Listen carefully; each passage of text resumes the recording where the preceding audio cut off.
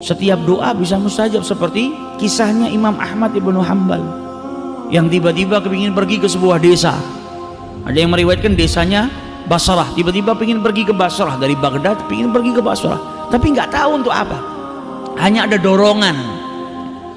Sampai di desa itu beliau sholat isya. Selesai sholat isya, zaman dulu yang namanya ulama besar dikenal, namanya kemana-mana, orang kenal siapa Imam Ahmad ibnu Hanbal. Tapi kan sarana tidak seperti kita sekarang. Dulu nggak ada majalah, nggak ada internet.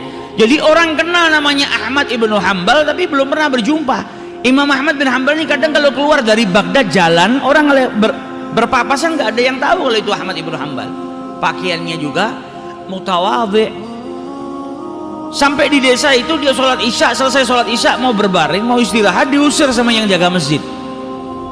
Dia nggak tahu kalau yang diusir Ahmad ibnu Hanbal. Imam Ahmad bin Hanbal juga nggak sombong. Engkau nggak tahu saya Ahmad ibnu Hanbal.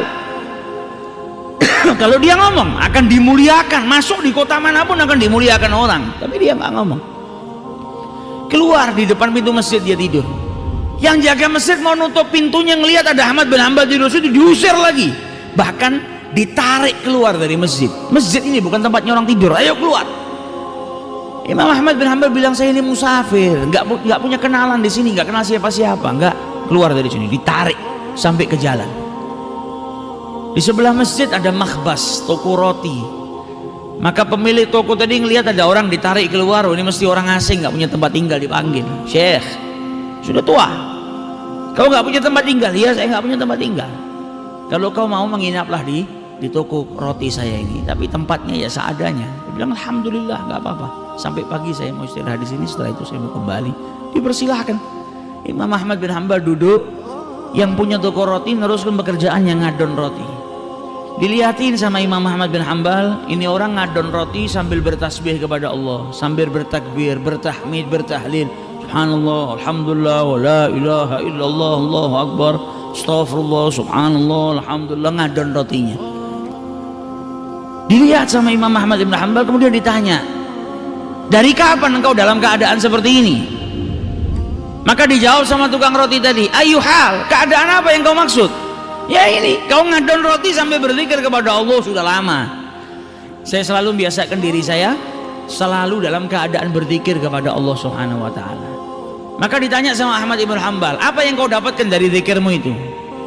Manfaatnya apa? Berkahnya apa yang sudah nampak, yang nyata? Kata si pembuat roti tadi, tidak ada satu doa pun yang aku panjatkan kepada Allah kecuali diijabahi sama Allah. Kaget Imam Ahmad bin Hanbal. Ma da'auta syai'an illa ajabakallah. Tidak ada satu doa pun yang kau panjatkan kecuali diijabahi sama Allah. Iya, setiap saya berdoa diijabahi sama Allah. Hanya ada satu doa yang saya masih menunggu untuk diijabahi sama Allah Ta'ala.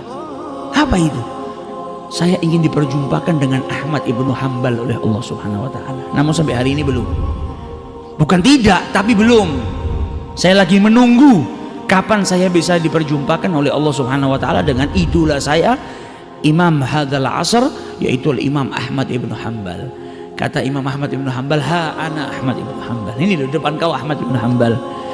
Tidak dikeluarkan saya dari masjid dan tidak diseret-seret saya ke jalanan kecuali gara-gara doamu. Gara-gara zikirmu ini saya diseret, saya berangkat dari kota saya ke desa ini, sampai desa ini mau tidur di masjid saja sampai diusir, diseret keluar, dimasukkan ke tokomu. Ini tak lain karena Allah Subhanahu wa taala mengijabahi doamu. Zikirmu yang jadikan saya masuk ke toko roti.